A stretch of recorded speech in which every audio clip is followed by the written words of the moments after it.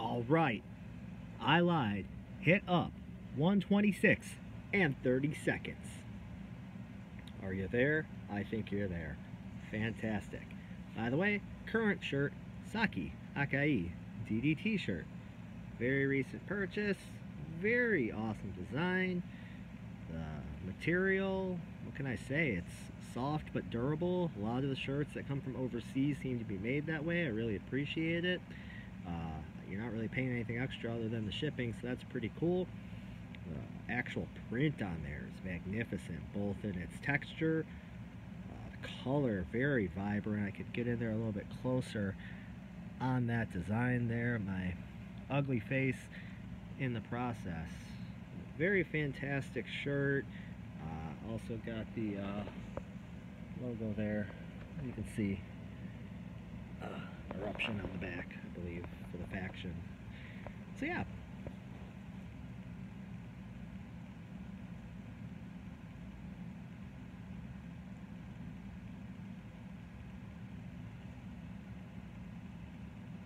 We're not going to cut that. Alright, we have Tommy handing her rose off as she is known to do. Can I make myself look good in this? I don't know. I doubt it. That's going to be a tough sell. We're going to try. People are going to get used to me and my sense of humor. I guarantee it.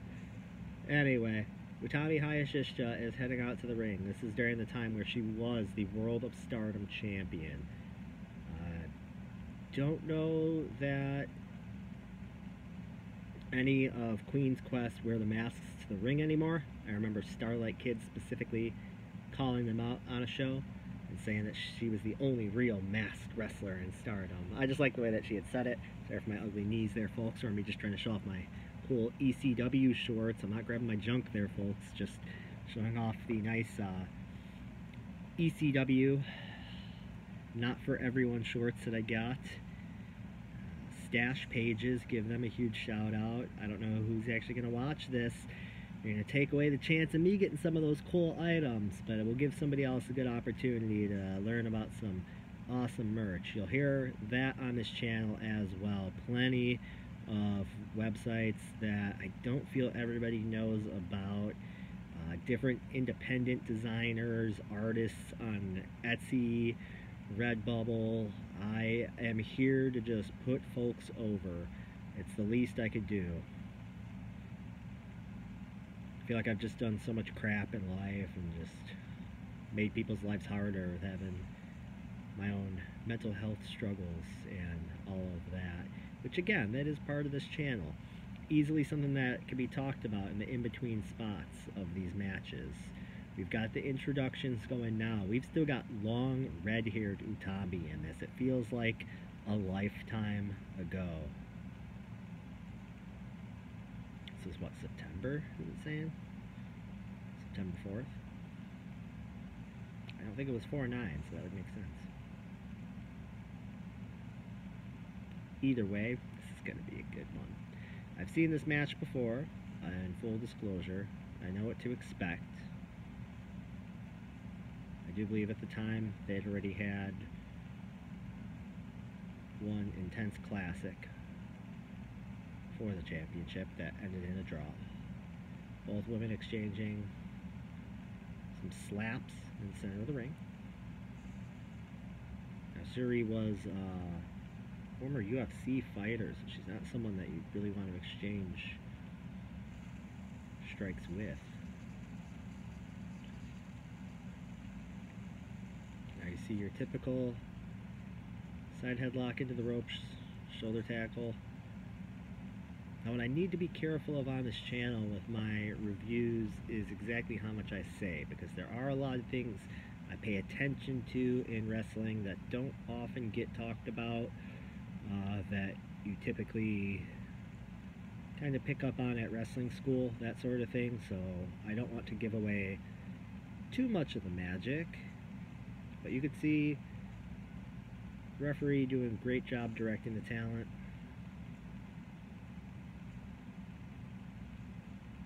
Both women, great ring positioning as well, always in that position, as you can see, circling each other like an actual contest.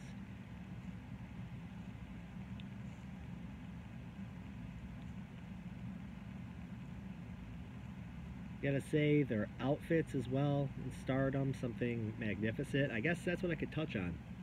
The various things that have drawn me to this company, why I chose them for the first edition of the Red Curtain Wrestling Review channel. Yeah, that's what I'm calling it. No, the Red Curtain Review channel would be the more appropriate name of this, since, as I said, I do intend on more than just pro wrestling. But Stardom stands out to me as being, it's just my go-to right now. It's what makes me feel most comfortable watching and enjoying. Started following the company a few years back to the degree that I am now.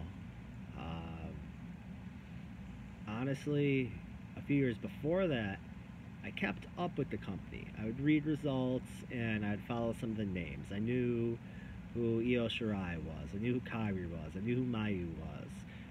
I even knew who some of the younger talent was. Like, I knew who Starlight Kid was.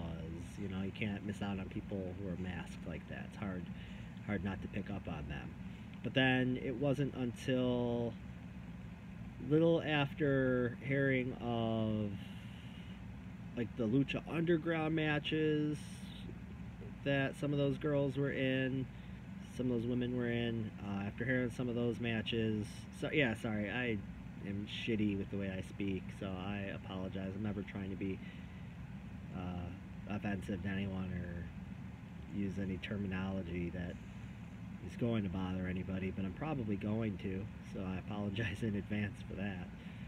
I apologize for a lot of things on this channel, I'm sure, but I really shouldn't. But it wasn't until a little after that I had just seen some of the roster, and that's why the costumes right now, that's why that kind of struck a chord with me, just seeing how cool some of the girls looked. I saw, in particular, Sumer Natsu, who's not with the company anymore. She has founded the company Nomads, along with some other talent, Rina Yamashita being one of them. Two other names escaping me right now. Young ladies have started that company out. Could break away from this at some point. We could discuss Nomads. We could discuss anything. This is my channel. But it would have been Sumer Natsu, as well as the now late Hana Kimura. And the two of them just instantly stood out. Just these gorgeous women. They looked awesome. Two completely different styles in the ring, but that also attracted me to the product, because then I saw that it wasn't just one thing entirely, even though Stardom has a distinct feel to it, where it's definitely a roster who trains together. You could feel that. And they all have a similar goal in mind. I believe Rossi said in the Vice documentary it's named Stardom because he didn't just want to create one star. He wanted a whole roster of stars. And that's definitely reflective in the way that they work. I mentioned on the Wrestling While You're Crippled with Red Curtains channel with Justin. Sorry, I should be calling the match arm drags. Center of the ring, great ring positioning. But I had mentioned, I'm not sure where I was going there, I had mentioned some things on there with him before in regards to Stardom and just my overall attraction to it.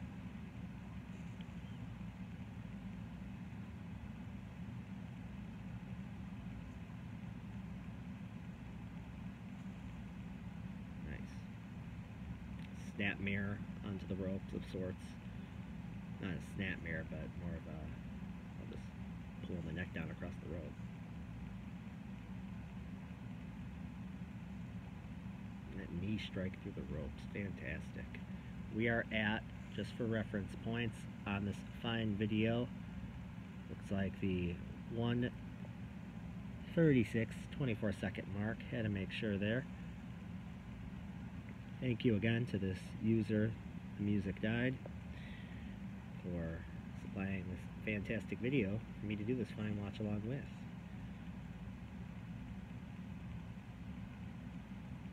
Oh, I had mentioned before on the other channel, which you could find a link in the description, I'm sure. I'm sure I'll be smart enough to figure out how to do all that.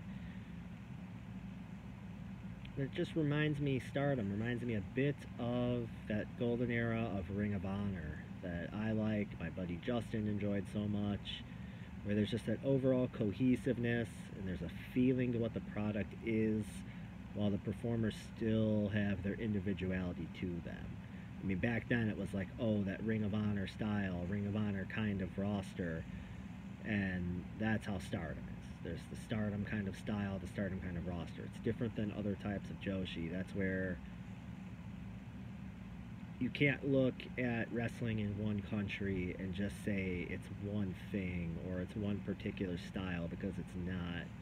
Joshi isn't one thing. It's not just girls dancing. It's not just the women dropping each other on their heads with brutal looking suplexes. You know, there's different eras of the product that you could look at. There's different performers during those times. There's different companies giving you different products.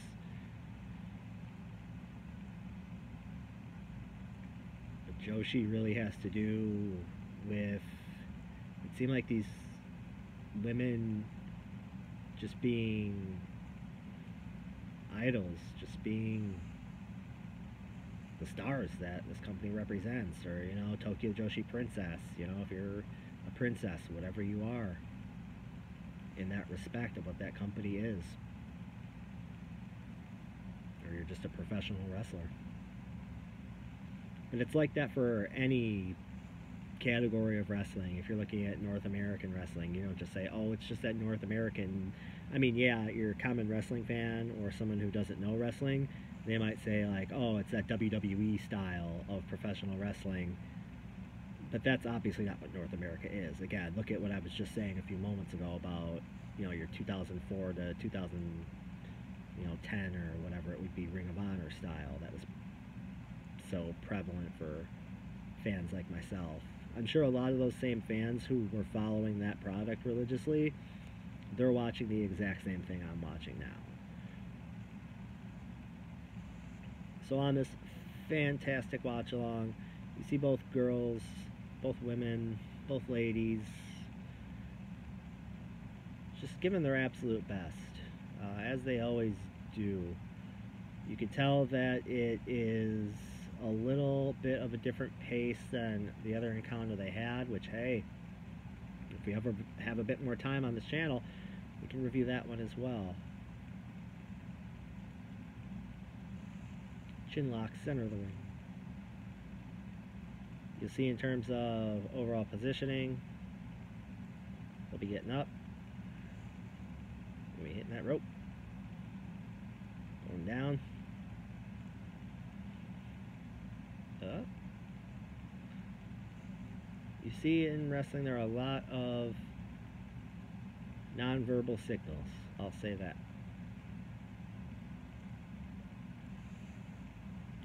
You could watch for those things a lot of the time with positioning, both of the body as well as the performer, the body parts as well as the performer themselves in the ring, if that makes sense.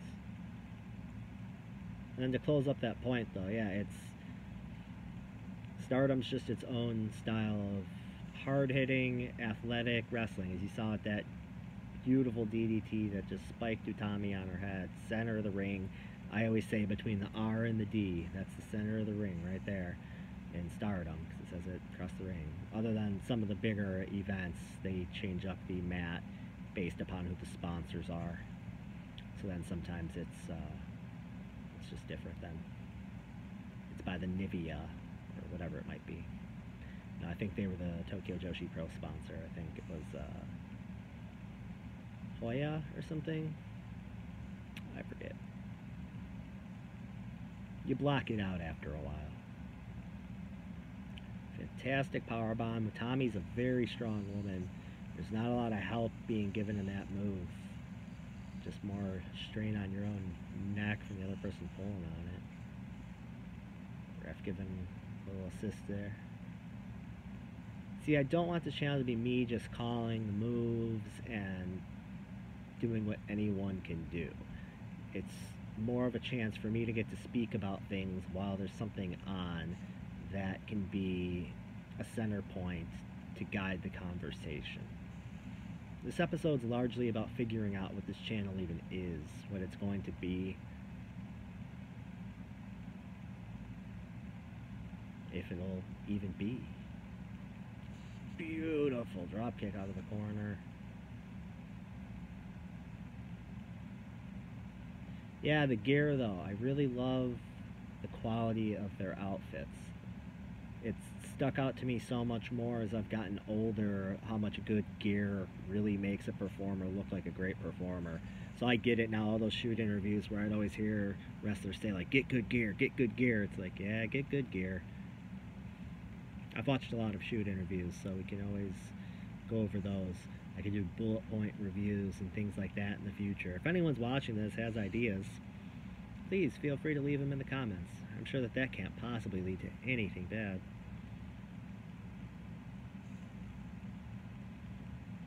So some very safe forearms being thrown. If you know, you know. If you don't, I'm not gonna say.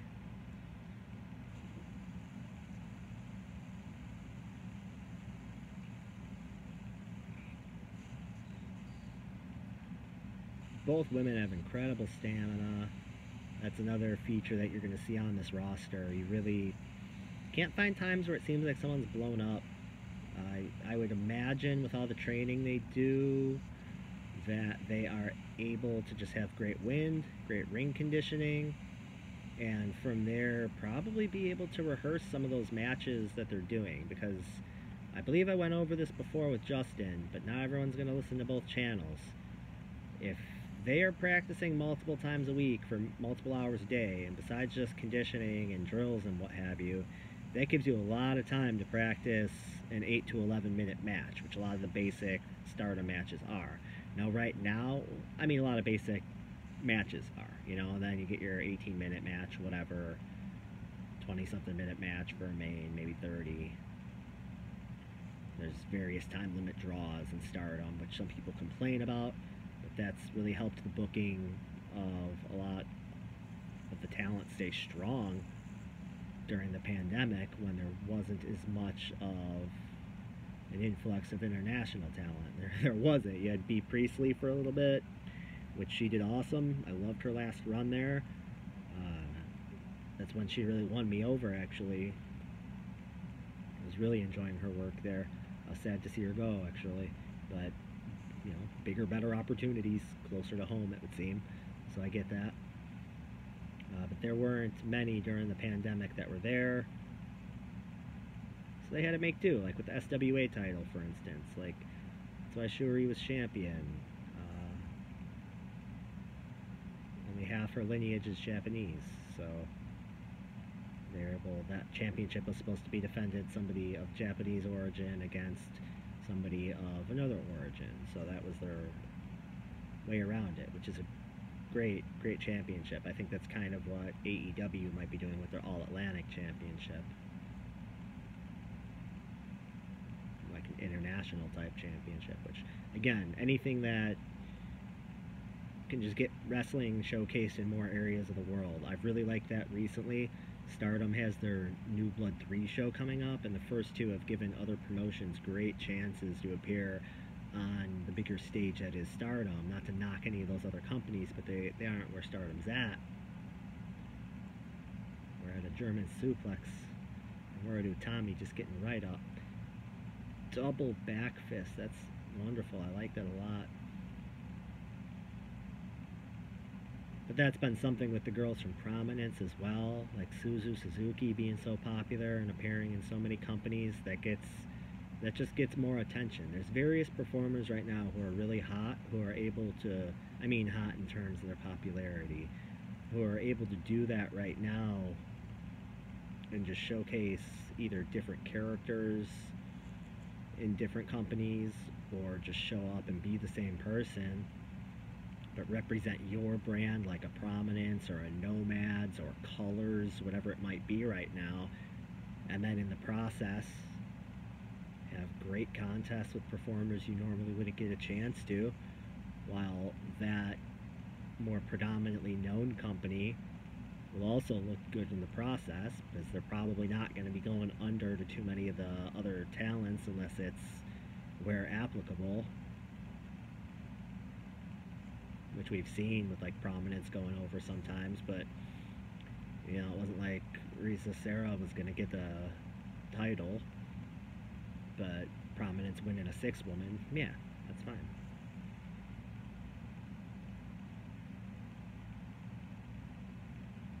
Lariat into the ropes, lariat, lariat, lariat, lariat, lariat, lariat. My goodness, I'm going to lose my voice if I keep calling those lariats.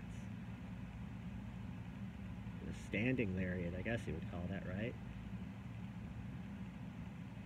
Syuri's very good about her kicks, they sound like they kill their opponent. They sound like they are killing her opponent, but they are not. She's very, very good striker. Because again, I've seen her UFC stuff. I'm not a big MMA fan, but I did watch, I believe, 2 fights of hers, just to kind of see. I think I saw one where she was victorious, one where she was not. Either way, I'm not getting in a cage and fighting.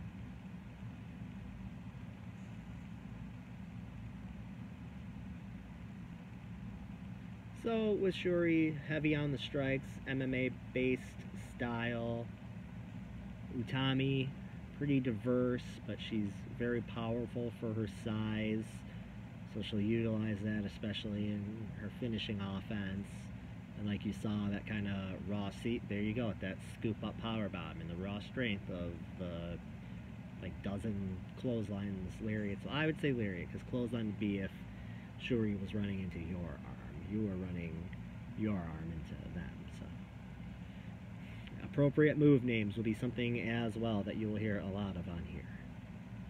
That's why it bothered me that I referred to that as a snapmare when it was just bringing someone down across the ropes. I still don't know what you would call that, because it's not a snake eyes, because that would be actually like lifting up the leg. Right, lifting up the leg. You see, I gotta work on doing the appropriate sides too for moves.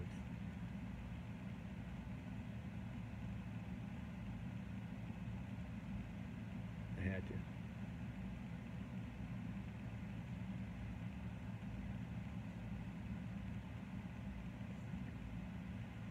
Deep arm bar.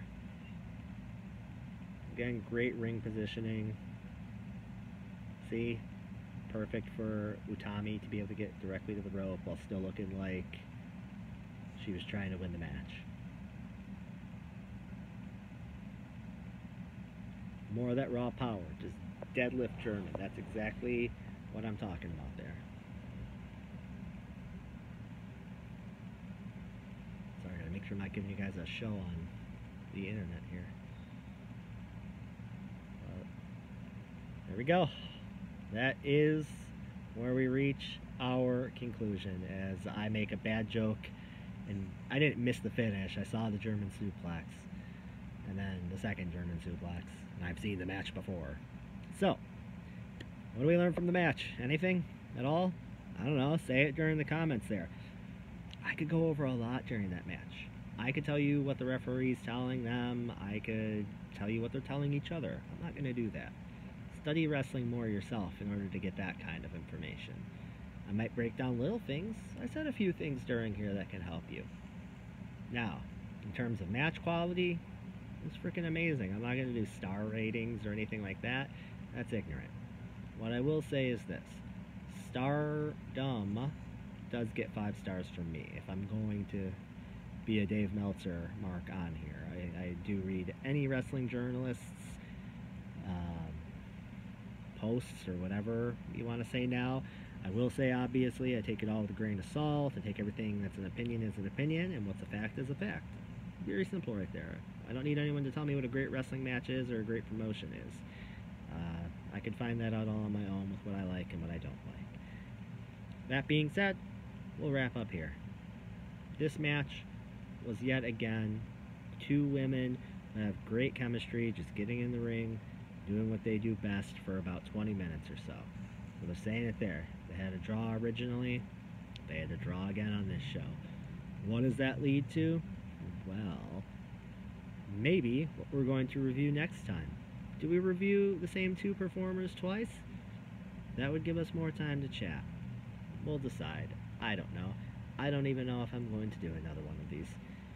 That being said, thank you for letting me talk, for letting me burp twice, and for letting me rant about professional wrestling, mental health, and t-shirts. Until next time, take care of yourselves. No one else is going to.